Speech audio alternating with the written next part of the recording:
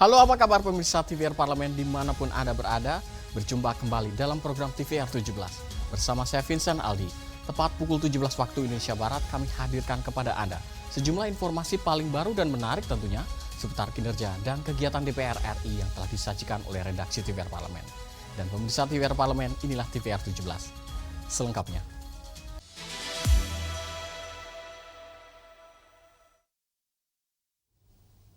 Pemirsa, anggota Komisi 8 DPR RI mendukung kuota petugas haji ditambah menjadi 4.000 untuk memberikan pendampingan khusus bagi calon haji Indonesia yang sudah berusia lanjut. Menteri Agama Nasaruddin Umar meminta pemerintah Arab Saudi menambah petugas haji asal Indonesia tahun ini menjadi 4.000 orang.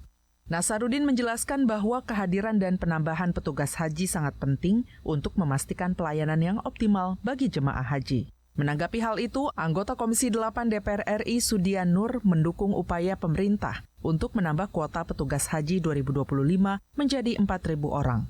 Karena tidak sedikit calon haji Indonesia yang sudah berusia lanjut, sehingga membutuhkan pendampingan khusus agar bisa menjalani seluruh rangkaian ibadah haji.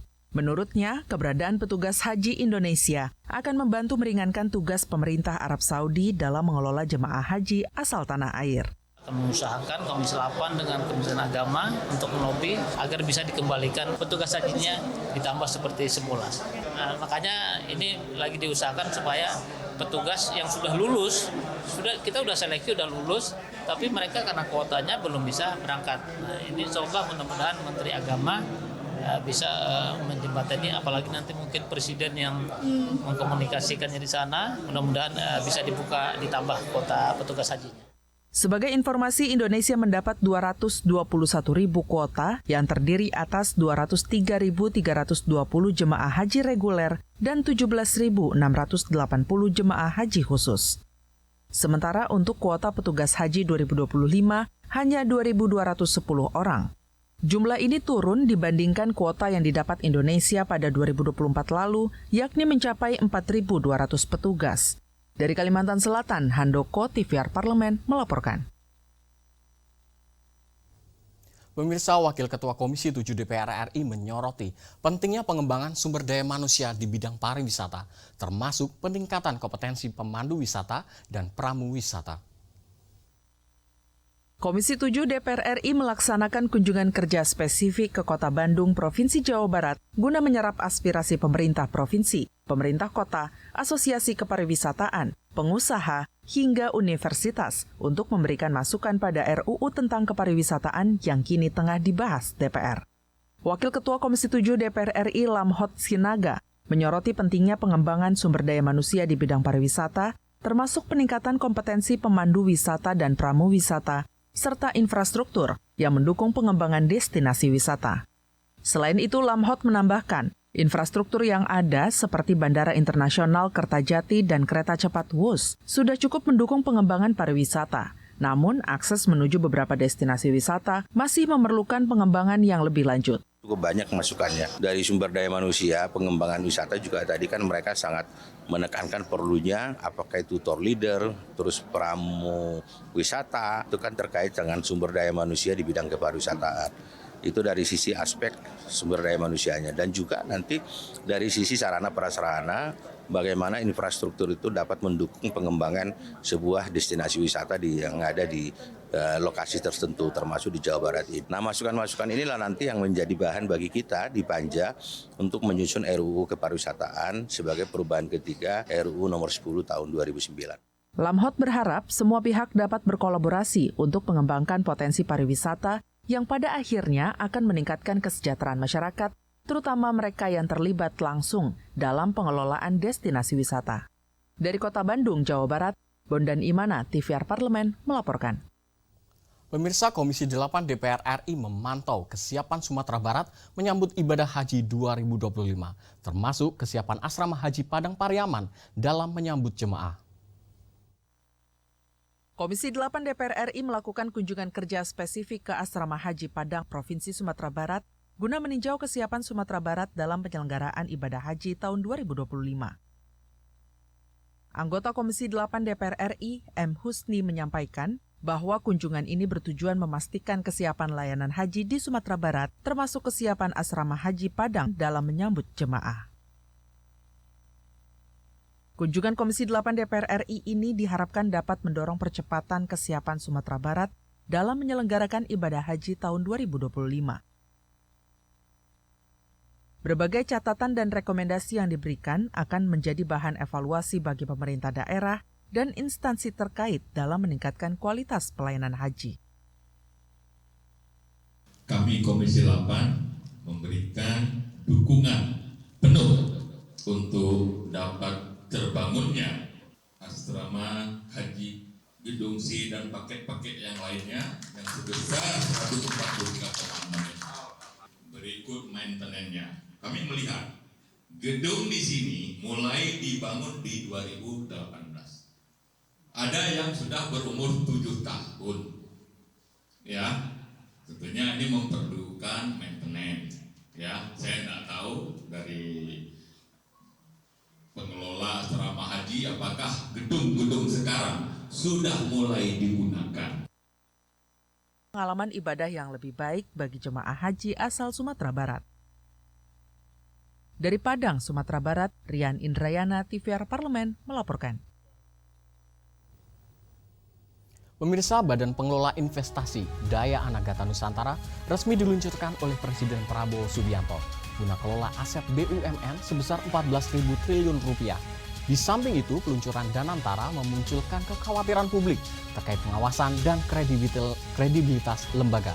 Dan informasi selengkapnya kami hadirkan usai jeda. Tetaplah di TVR 17.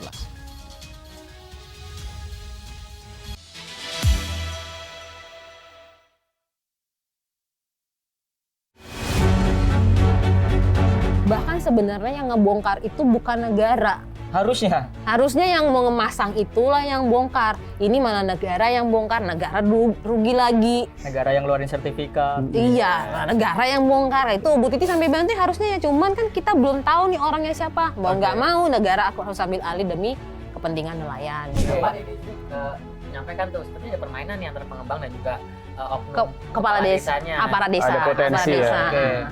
Itu ada dugaan itu. Iya. Deddy Yusuf, Iya. Wakil Ketua Komisi 2. Komisi 2, iya. Beliau menyampaikan ini harus diusut gitu. Ada permainan apa? Karena luas wilayahnya juga tuh desa kau tuh dibanding desa-desa lain tuh lebih luas katanya.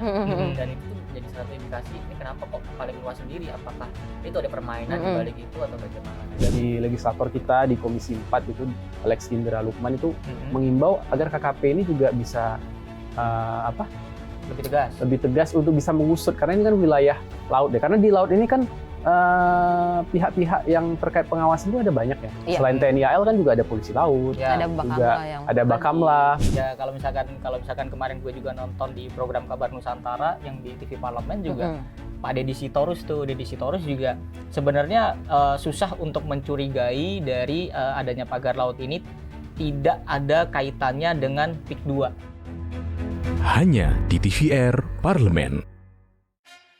Yuk kita kenalan dengan anggota DPR RI periode tahun ini.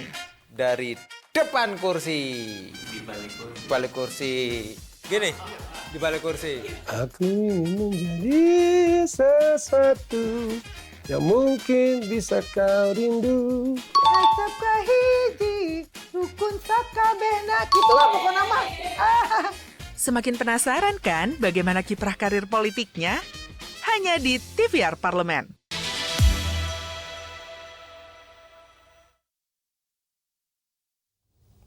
Terima kasih Anda masih bersama kami di TVR 17 pemirsa.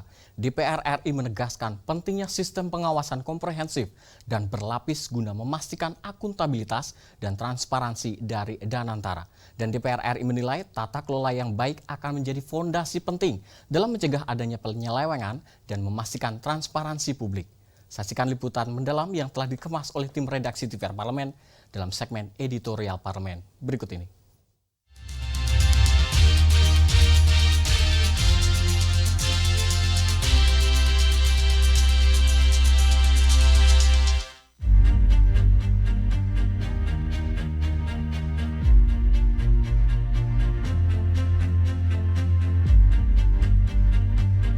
Presiden Republik Indonesia Prabowo Subianto secara resmi meluncurkan Badan Pengelola Investasi Daya Anagata Nusantara atau BPI Danantara. BPI Danantara akan mengelola aset BUMN sebesar 14.000 triliun rupiah. Dengan aset sebesar itu, BPI Danantara masuk dalam jajaran 10 besar Sovereign Wealth Fund dunia dan diprediksi akan membangkitkan perekonomian Indonesia. BPI Danantara dibentuk setelah revisi Undang-Undang Nomor 19 Tahun 2003 tentang BUMN. BPI Danantara dibentuk melalui penerbitan Peraturan Pemerintah Nomor 10 Tahun 2025 tentang organisasi dan tata kelola BPI Danantara. Di balik peluncuran BPI Danantara, muncul kekhawatiran publik terkait pengawasan dan kredibilitas lembaga. Publik berharap jangan sampai investasi negara terjadi penyalahgunaan yang akhirnya merugikan perekonomian nasional. Dalam hal ini, DPR RI menegaskan pentingnya sistem pengawasan yang komprehensif dan berlapis untuk memastikan akuntabilitas dan transparansi BPI Danantara. Mengingat BPI Danantara akan mengelola modal yang ada di BUMN untuk didistribusikan kepada proyek yang berkelanjutan dan berdampak tinggi kepada masyarakat. DPR RI menilai tata kelola yang baik akan menjadi fondasi penting dalam mencegah adanya penyelewengan dan memastikan transparansi publik. Banyak aksi-aksi korporasi yang harus dikoordinasikan atau dilaporkan kepada Komisi 6 ya selaku DPR yang mengawasi Danantara ini secara legal ya, bahwa aksi-aksi korporasi itu antara lain tentang RKAP harus dikoordinasikan, tentang restrukturisasi, tentang privatisasi, hapus buku, hapus tagih ya, dan itu semua harus dilakukan, dilaporkan atau dikoordinasikan dengan DPR. Jadi memang tugasnya DPR itu kan memang kita harus mengawasi pemerintah ya. Dalam hal ini Danantara ini yang notabene dia akan mengelola dana yang segitu besar, 300 triliun dan 14.000 aset, itu tentunya kita harus awasin Mas. Jadi kita harus pastikan bahwa duit-duit yang di Danantara yang diinvestasikan itu harus pasti menyentuh masyarakat. Itu tugas kami sebagai DPR untuk mengawasi itu semua. Jadi jangan sampai dana-dana ini malah nyasar kemana-mana. Jadi persepsi bahwa Danantara yang tidak bisa diperiksa, itu salah total. Jadi Danantara ini sebuah badan yang selayaknya seperti badan yang lain, bisa diperiksa di mana-mana. Kita bisa pantau uang ini pada lari kemana, ya kita harus tahu. Kita akan pantau dan kita harus tahu. Badan Pengelola Investasi Danantara dapat berperan sebagai katalisator pertumbuhan ekonomi nasional dengan berinvestasi di sektor prioritas, seperti sektor energi terbarukan, manufaktur industri hilir, dan produksi pangan. Keamanan pengelolaan dana investasi ke sektor prioritas akan meningkatkan daya saing global Indonesia serta mendorong target pertumbuhan ekonomi nasional mencapai 8%. Mudah-mudahan ini akan menjadi trigger terhadap peningkatan pertumbuhan ekonomi. Bahkan ini menjadi sumber pembiayaan bagi proyek-proyek yang multi-years, proyek-proyek yang berkelanjutan, proyek-proyek yang saat ini membutuhkan investasi segar. Nah, dengan adanya Danantara, kita tidak akan tergantung terus kepada investor, tergantung kepada pihak luar negeri, tetapi juga dengan Danantara ini, negara mempersiapkan pembiayaan untuk sektor-sektor produktif, utamanya terhadap hilirisasi, gitu ya, karena menghilirisasi terhadap 26 komoditas ini, tentu nilai tambahnya akan sangat besar. Selain terhadap nilai keuntungan, nilai pendapatan, ya, yang pada akhirnya juga menjadi dividen bagi negara, tentu juga ini bisa menjadi pembiayaan bagi yang selama ini kesulitan untuk mencari pembiayaan. DPR RI berharap Dewan Pengawas dan Badan Pelaksana Danantara mampu bekerja dengan optimal demi kesejahteraan masyarakat. Untuk itu, DPR RI berkomitmen memaksimalkan pengawasan terhadap kinerja pengelolaan BPI Danantara. Tim redaksi TVR Parlemen melaporkan.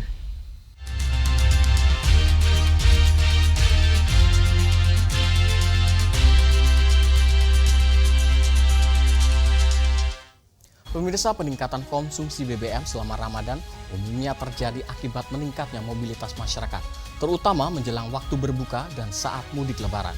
Informasi selengkapnya sesaat lagi, tetaplah di TVR 17.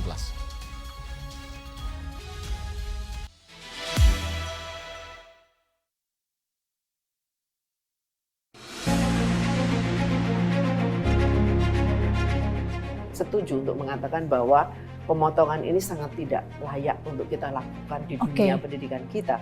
Karena banyak hal yang kita korbankan. Program makan bergizi gratis, apakah ini sepadan dengan adanya pemotongan terhadap pendidikan di Indonesia? Tidak sebanding, dan itu menyakitkan.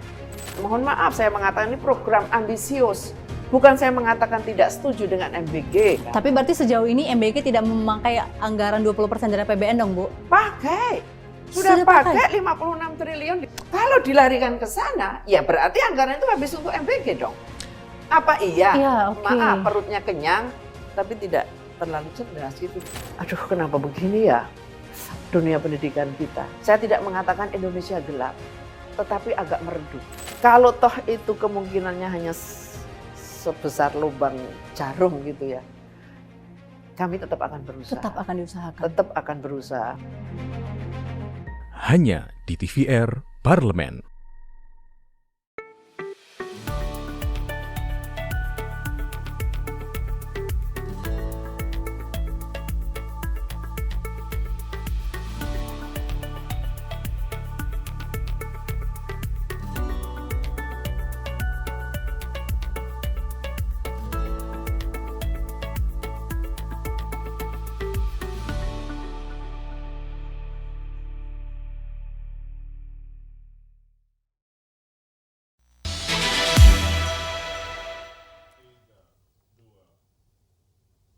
Terima kasih Anda masih bersama kami di TVR 17 pemirsa. Komisi 12 DPR RI memastikan pasokan BBM aman selama Ramadan dan jelang Idul Fitri mendatang. Namun demikian, pemerintah bersama Pertamina juga harus menyiapkan posko pemantauan di berbagai daerah guna memastikan kelancaran distribusi BBM. Dan untuk selengkapnya berikut laporan rekan kami, Elisa Purba dari Gedung DPR, Senayan, Jakarta. Baik, terima kasih pemirsa. Menjelang Hari Raya Idul Fitri, kebutuhan masyarakat akan bahan bakar minyak atau BBM dan gas diperkirakan akan meningkat secara signifikan, terutama untuk transportasi mudik dan juga untuk distribusi logistik. Jika kita berkaca ke tahun-tahun sebelumnya, menjelang Ramadan dan juga Lebaran, diperkirakan akan ada kenaikan permintaan BBM sebesar 11%. Dan tentunya pemerintah, dalam hal ini adalah Pertamina dan juga pihak terkait lainnya sudah mempersiapkan upaya dan juga berbagai cara untuk memastikan bahwa pasokan BBM dan gas akan terpenuhi di seluruh wilayah di Indonesia. Dan tentunya namun ada tantangan terkait dengan bagaimana kenaikan permintaan BBM dan gas dan juga bagaimana distribusi hingga ke daerah-daerah terpencil. Juga adanya gejolak dari pasokan global. Ini akan kita bicarakan lebih lanjut dengan anggota Komisi 12 DPR RI. Sudah bersama dengan saya Bapak Mulyadi dari fraksi Demokrat Dapil Sumbar 2. Bapak, terima kasih atas waktunya Pak. Saya ingin mempertanyakan terkait dengan rapat kerja yang sudah tadi dilakukan, bagaimana upaya dari Pertamina dan juga pihak yang terkait untuk memastikan adanya kenaikan permintaan terhadap BBM dan gas jelang Lebaran ini, Pak? Oh ya, tadi kita baru saja selesai rapat dengan Pertamina. Salah satu topik yang kita bahas adalah masalah kesiapan Pertamina dalam melakukan pelayanan menjelang Lebaran maupun pada saat Lebaran nanti. Pada dasarnya Pertamina tentu kami yakin sudah menyiapkan segala sesuatunya karena Lebaran ini kan sudah kejadian yang berulang kali ya, bukan satu kali. Artinya Pertamina telah menyiapkan, bahkan tadi disampaikan ada pelayanan 24 jam, ada posko-posko terutama di daerah-daerah wisata. Sehingga kami yakin bahwa fungsi pelayanan ini bisa berjalan dengan baik. Baik itu terkait dengan minyak maupun LPG yang kemungkinan meningkat pada saat menjelang Lebaran maupun pada saat Lebaran. Jadi kami tidak khawatir terkait pelayanan yang akan dilakukan oleh Pertamina pada saat nanti.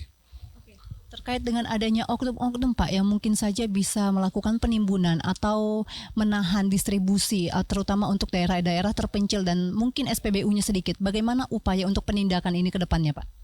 Ya tentu ini dalam konteks menjelang Lebaran dan Lebaran ini aparat keamanan, kepolisian juga bagian yang ikut berpartisipasi ya, membantu fungsi pelayanan ini. Jadi bukan hanya Pertamina. Jadi nanti pada saat Lebaran, menjelang Lebaran yang kebutuhan meningkat, aparat keamanan, kepolisian, bekerja sama dengan Pertamina akan melakukan fungsi pelayanan seoptimal mungkin kepada masyarakat. Dan tentu kemungkinan-kemungkinan yang disampaikan tadi mungkin saja bisa terjadi, tapi tentu karena kejadian sudah berulang-ulang, maksudnya masalah Lebaran ini bukan baru satu kali ini, semua hal tersebut saya yakin sudah diantisipasi oleh aparat keamanan maupun Pertamina. Jadi saya sampaikan pada kesempatan ini masyarakat tidak usah khawatir. Pertamina yang merupakan mitra kerja Komisi 12, terutama dari aspek operasional, sudah kami dalami satu persatu dan kami yakin Pertamina siap melayani masyarakat dalam suasana gembira. Tadi disampaikan kami akan melayani masyarakat dalam suasana gembira karena hari Lebaran ini adalah hari yang sangat menyenangkan bagi masyarakat. Pak Mulyadi, sedikit terkait dengan adanya rencana pemerintah untuk mengimplementasikan penggunaan biodiesel B40, yaitu penggunaan minyak sawit 40%, itu bagaimana Pak tanggapan ke depannya Pak? Ya sebetulnya gini, ini kan biodiesel ini bagian dari swasembada energi, ketahanan energi. Tentu kami mendukung program pemerintah tersebut.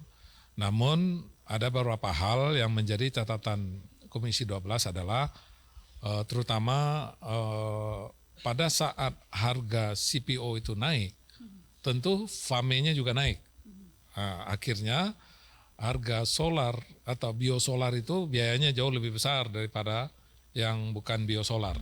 Ini harus menjadi perhatian pemerintah.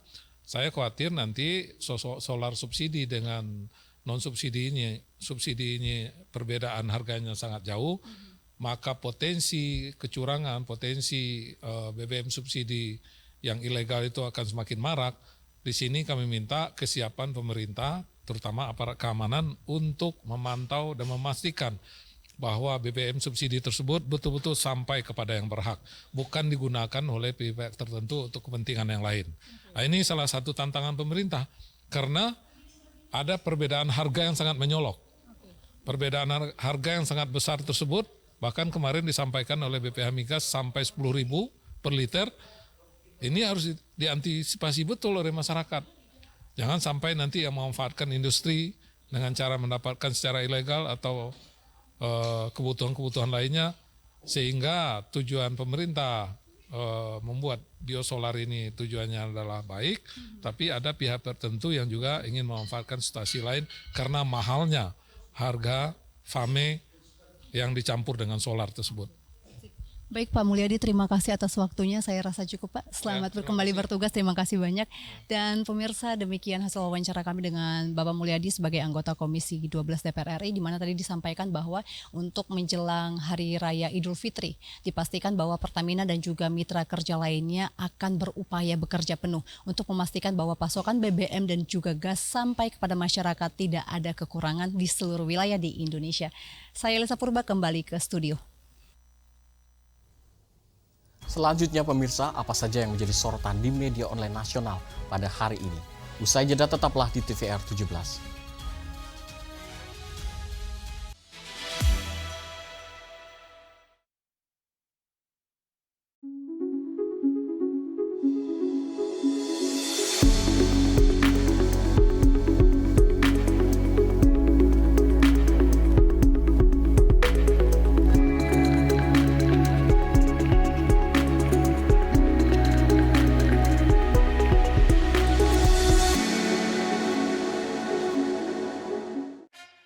Yuk kita kenalan dengan anggota DPR RI periode tahun ini. Dari depan kursi. Di balik kursi. Gini, di balik kursi. Aku ingin menjadi sesuatu yang mungkin bisa kau rindu. Acap kahiji, rukun sakabehna. Gitulah pokoknya mah. Semakin penasaran kan bagaimana kiprah karir politiknya? Hanya di TVR Parlemen. Kehadiran mereka tidak hanya mewakili suara perempuan, tetapi juga membawa perspektif yang beragam serta pengalaman hidup yang unik ke dalam proses pembuatan kebijakan. Saksikan Perempuan Parlemen hanya di TVR Parlemen.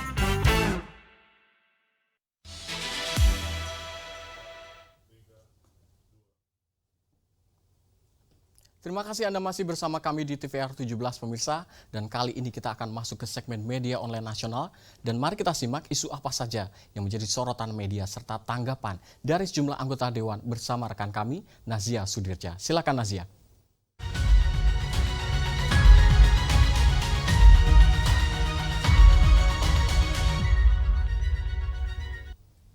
Terima kasih rekan Vincent dan selamat sore pemirsa dimanapun Anda berada. Kali ini kita akan membahas berita yang menjadi headline di media online nasional pada hari ini. Kita langsung saja pemirsa pada berita pertama, yakni jelang Ramadan, Komisi 9 DPR RI temukan 2 sampel pangan positif boraks di Pasar Renteng, Nusa Tenggara Barat. Anda dapat saksikan di layar kaca Anda pemirsa. Di sini beberapa media online juga menyoroti terkait hal tersebut, di mana Komisi 9 DPR RI lakukan kunjungan kerja spesifik ke Pasar Renteng Nusa Tenggara Barat dalam rangka peninjauan harga bahan pokok dan mengecek keamanan pangan yang ada di pasar yang dibangun sejak tahun 2021 itu. Pada kunjungan tersebut pemirsa ditemukan 2 sampel pangan positif boraks. Terkait keamanan, anggota Komisi 9 DPR RI Muazzim Akbar sebut bahwa Komisi 9 DPR RI dorong sinergi lebih lanjut antara pemerintah daerah, BPOM, dan instansi terkait. Hal ini untuk memperkuat upaya pengawasan dan meningkatkan kesadaran masyarakat terhadap pentingnya pangan yang aman dan sehat. Selain itu pemirsa, pemerintah melalui sistem ketahanan pangan berupaya menjamin ketersediaan pangan yang aman, merata, dan terjangkau sesuai dengan instruksi Presiden nomor 3 tahun 2017 terkait pentingnya pengawasan obat dan makanan termasuk regulasi penggunaan bahan tambahan pangan yang sesuai dengan Undang-Undang nomor 18 tahun 2012. Baik pemirsa, kita beralih ke berita selanjutnya yang juga menjadi headline di media online nasional pada hari ini, yaitu Komisi 12 DPR RI nilai bensin Pertamax dan Super Shell memiliki kesamaan kualitas. Dapat Anda saksikan lagi di layar kaca Anda pemirsa. Komisi 12 DPR RI lakukan sidak ke SPBU Pertamina Cibubur, Jakarta Timur dan SPBU Shell di sekitarnya pada Kamis lalu. Sidak ini dipimpin oleh Wakil Ketua Komisi 12 DPR RI Bambang Haryadi guna pastikan kualitas bahan bakar minyak yang beredar di pasaran, khususnya perbandingan antara Pertamax milik Pertamina dan Super Shell milik Shell. Melalui sidak ini pemirsa, Komisi 12 DPR RI berharap dapat memastikan bahwa kualitas BBM yang beredar di pasaran sudah sesuai dengan ketentuan yang berlaku, serta memberikan jaminan kepada masyarakat mengenai standar kualitas bahan bakar yang mereka konsumsi. Komisi 12 DPR RI juga berkomitmen untuk terus melakukan pengawasan terhadap produk-produk BBM demi menjaga kepentingan dan keamanan konsumen. Baik pemirsa, itu tadi headline di media online pada hari ini, yaitu jelang Ramadan, Komisi 9 DPR RI temukan 2 sampel pangan positif boraks di Pasar Renteng, Nusa Tenggara Barat, serta Komisi 12 DPR RI nilai bensin Pertamax dan Super Shell miliki kesamaan kualitas. Sekian dari saya Nazia Sudirja, kembali ke rekan Vincent.